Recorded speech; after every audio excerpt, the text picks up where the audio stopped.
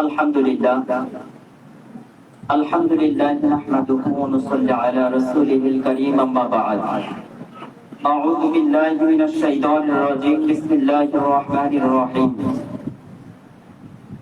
ওয়া মাকারু ওয়া মাকারাল্লাহু ওয়াল্লাহু খায়রুল মাকিরিন।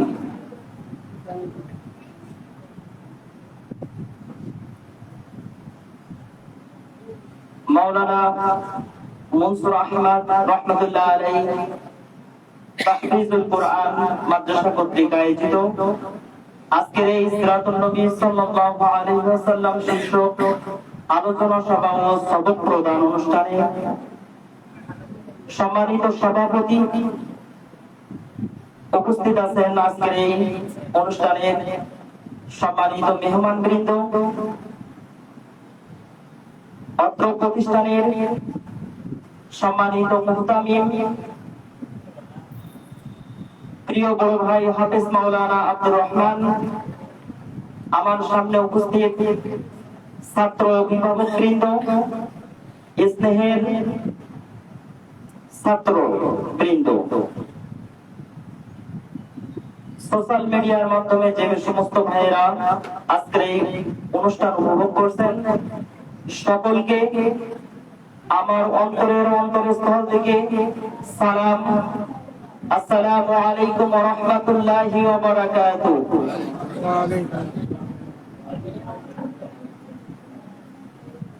সর্বপ্রথম শুকরিয়া জ্ঞাপন করছি সেই মহান রব্বুল আলামিনের দরবারে, যে মহান রব্বুল আলামিন আমাদেরকে দুনিয়ার সমস্ত কাজ থেকে বিরত রেখে আল্লাহর রাসূলের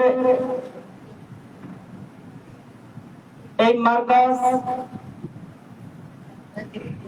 আল্লাহ রাব্বুল আলামিনের কোরআন হিফজ করার এই মার্কাজে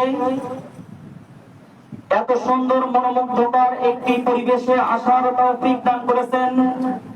সেই মহান রব্বুল আলামিনের দরবারে লাখ কোটি শুকরিয়া জ্ঞাপন করছি। সকলে বলি আলহামদুলিল্লাহ। দরুদ আর সালাম মানবতার মুক্তির দিশারি, আখিরাতের নাজাতের কান্ডারি, দোজাহানের ব্যারিস্টার, যিনি ছিলেন সর্বযুগের সর্বকালের সর্বশ্রেষ্ঠ মহামানব, যার চরিত্র অনুসরণ করতে পারলে দুনিয়ায় পাওয়া যাবে শান্তি আর আখিরাতে পাওয়া যাবে মুক্তি, সেই সাইয়্যিদুল মুরসালিন খাতামুন নবিয়্যিন রাহমাতাল লিল আলামিন হযরত আহমদ মুহাম্মদ মুস্তাফা সাল্লাল্লাহু আলাইহি ওয়াসাল্লামের উপরে লাখ কোটি দরুদ আর সালাম বর্ষিত হোক সাল্লাল্লাহু আলাইহি ওয়াসাল্লাম। মাগফিরাত কামনা করছি সেই সম্মানিত মুজাহিদদের আত্মার, যারা দ্বীন ইসলামকে পৃথিবীর বুকে প্রতিষ্ঠিত করার জন্য অক্লান্ত প্রচেষ্টা করে শেষ পর্যন্ত আল্লাহর রাহে জীবনকে বিলিয়ে দিয়ে শাহাদাতের অমীয় সোনা পান করে শহীদ হয়েছেন। সেই সমস্ত শহীদ সহ পৃথিবীর শুরু থেকে আজ পর্যন্ত যত মুমিন মুমিনাত, মুসলিমিন মুসলিমাত এই গহীন অন্ধকার কবরে শায়িত আছে, সকলের আত্মার মাগফিরাত কামনা করি। সকলে বলি আল্লাহুম্মা আমিন। সম্মানিত উপস্থিতি, আমার আজকের আলোচনার নির্ধারিত বিষয় হচ্ছে বিশ্বনবী হযরত মুহাম্মদ সাল্লাল্লাহু আলাইহি ওয়াসাল্লামের বন্দী জীবন। রাসূলুল্লাহ সাল্লাল্লাহু আলাইহি ওয়াসাল্লামের বন্দী জীবন সম্পর্কে আলোচনা করতে গেলে শিবি আবু তালিবের থেকে আলোচনা করতে হয়। এই আলোচনার আরো একটু সামনে যে আমি একটু কথা বলতে চাই, তারপর থেকে শিবি আবু তালিবের আলোচনায় আসতে চাই। রাসূলুল্লাহ সাল্লাল্লাহু আলাইহি ওয়াসাল্লাম পৃথিবীতে এসেছিলেন একটি কুসংস্কারীর্ণ অন্ধকার জাহিলিয়াতের অন্ধকার যুগকে আলোয় আলোকিত করার জন্য। রাসূলুল্লাহ সাল্লাল্লাহু আলাইহি ওয়াসাল্লাম ছিলেন সত্যবাদী, আল আমিন। রাসূলুল্লাহ সাল্লাল্লাহু আলাইহি ওয়াসাল্লাম ছিলেন আমানতদার, সর্বশ্রেষ্ঠ মানুষ, যার মতো মানুষ পৃথিবীতে আজ পর্যন্ত এখনো আসেনি, আর কিয়ামত পর্যন্ত আসবে না। এই রাসূলুল্লাহ সাল্লাল্লাহু আলাইহি ওয়াসাল্লামের উপরে নবুয়তের দায়িত্ব আসার পরে রাসূলুল্লাহ সাল্লাল্লাহু আলাইহি ওয়াসাল্লাম গোপনে দাওয়াতি কাজ করছিলেন, গোপনে ইসলাম প্রচার করছিলেন। কিন্তু আল্লাহ রাব্বুল আলামিন এর নির্দেশে আল্লাহ রাসূল সাল্লাল্লাহু আলাইহি ওয়াসাল্লাম আদিষ্ট হলেন যে হে নবী, হে মুহাম্মদ সাল্লাল্লাহু আলাইহি ওয়াসাল্লাম, গোপনে আর দাওয়াতি কাজ করা যাবে না, এবার প্রকাশ্যে দাওয়াতি কাজ করতে হবে। এবার তুমি তোমার আত্মীয়দের মধ্যে, তোমার আত্মীয় স্বজনদের মধ্যে তুমি প্রকাশ্যে ইসলামের দাওয়াত দাও।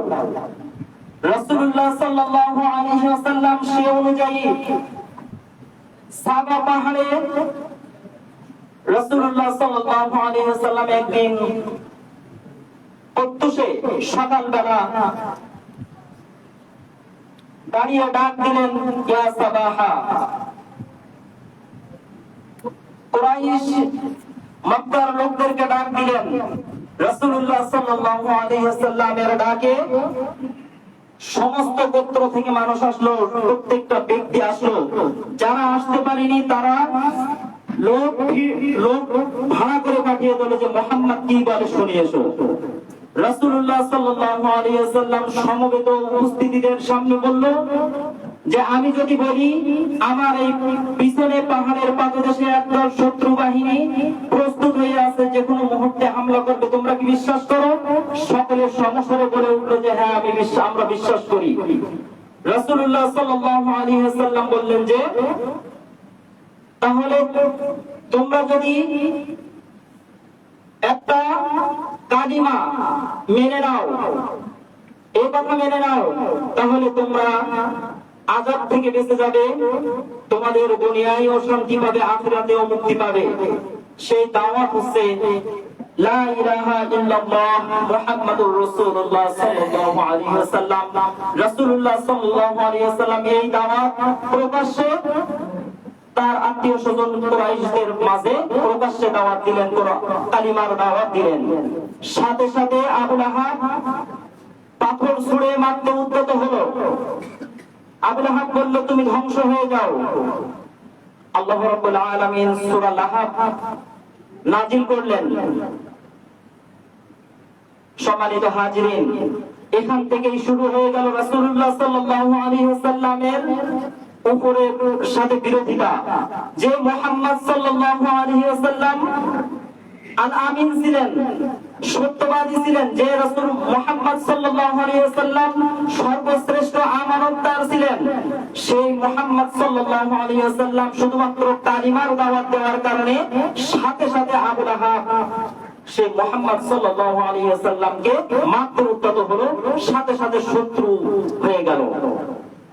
এখান থেকে মুহাম্মদ সাল্লাল্লাহু আলাইহি ওয়াসাল্লামকে নিয়ে ষড়যন্ত্র করা শুরু হলো। রাসূলুল্লাহ সাল্লাল্লাহু আলাইহি ওয়াসাল্লামের উপরে বিভিন্ন সময় বিভিন্ন ভাবে নির্যাতন নিপীড়ন শুরু হলো। এক পর্যায়ে রাসূলুল্লাহ সাল্লাল্লাহু আলাইহি ওয়াসাল্লামকে হত্যার জন্য পরিকল্পনা করলো মক্কার কুরাইশ নেতারা। কিন্তু রাসূলুল্লাহ সাল্লাল্লাহু আলাইহি ওয়াসাল্লাম কে হত্যা করতে পারেনি। রাসূলুল্লাহ সাল্লাল্লাহু আলাইহি ওয়াসাল্লাম একদিন কাবার চত্বরে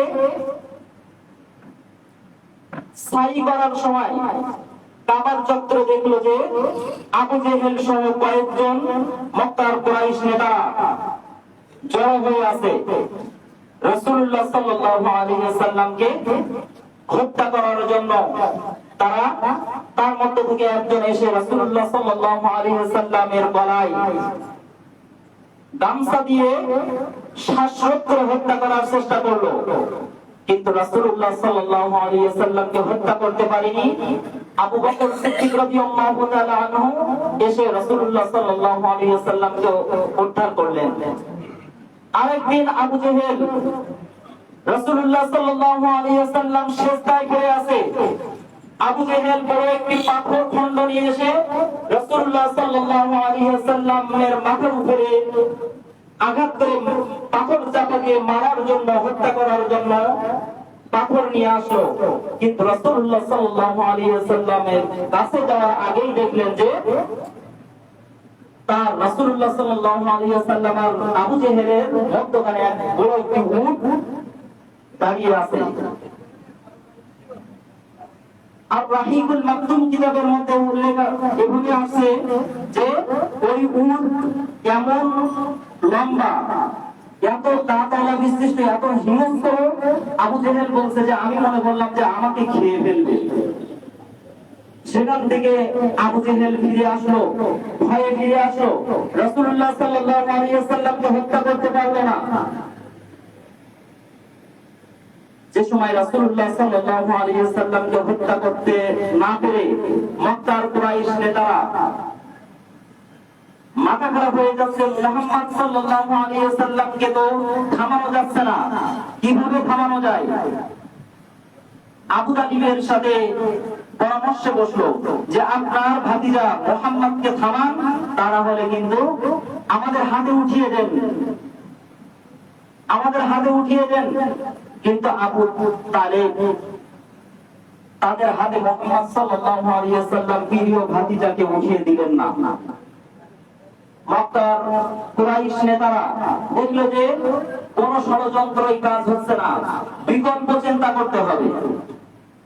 সে অনুযায়ী মক্কার কুরাইশ নেতারা পরামর্শের ভিত্তিতে সিদ্ধান্ত গ্রহণ করলো যে মুহাম্মদকে হত্যা করলে কুরাইশের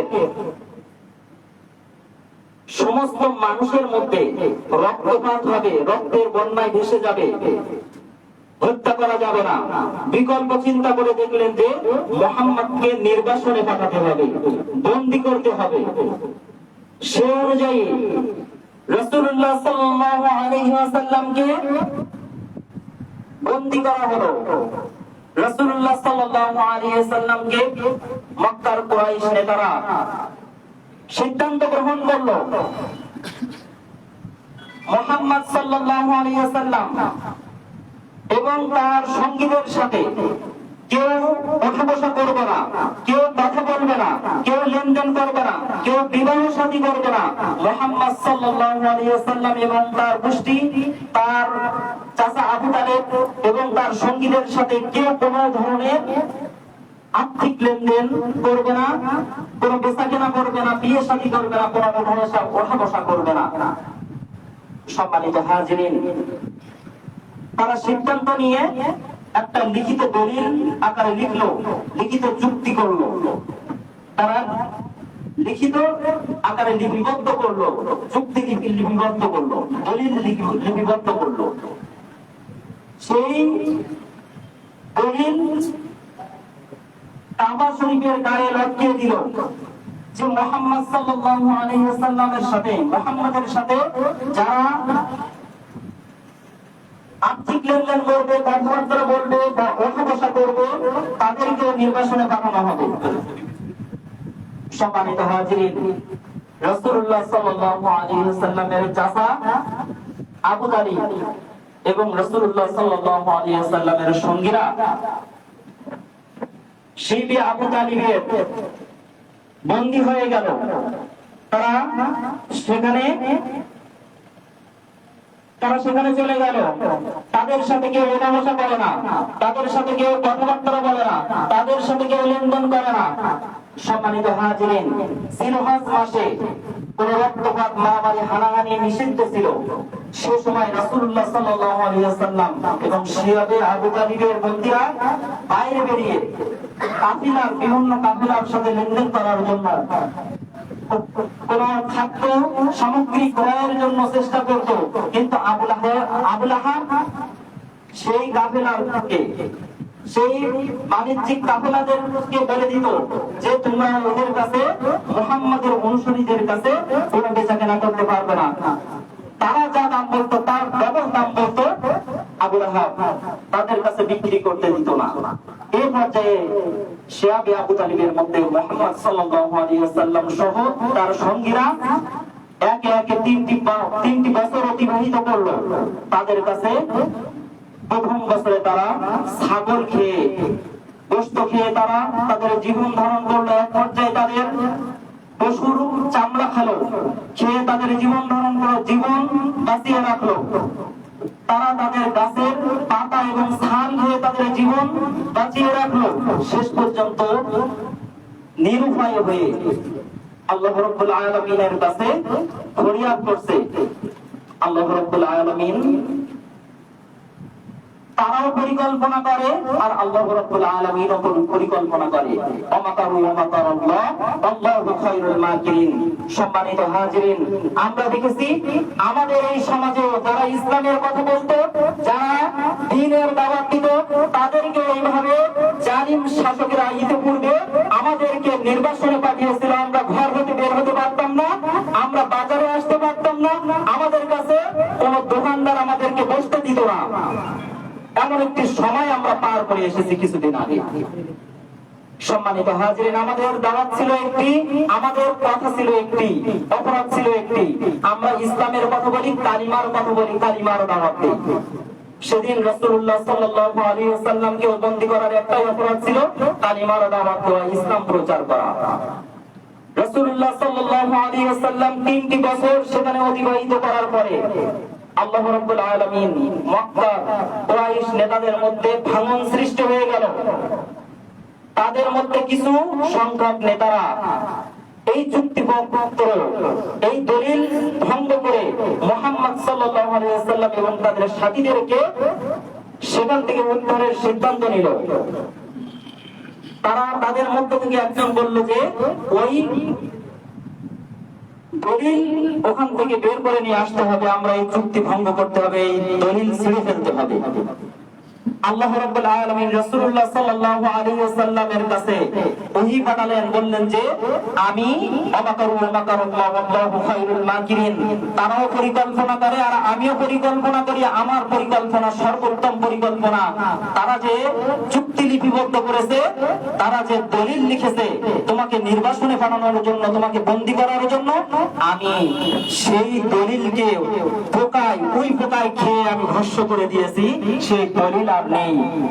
মক্কার কুরাইশ নেতারা যে দেখলো সত্যি দলিল পোকায় খেয়ে ভস্ম করে দিয়েছে, শুধুমাত্র আল্লাহ শব্দ যেখানে লেখা ছিল সেগুলো খেয়ে নষ্ট করিনি পোকায়।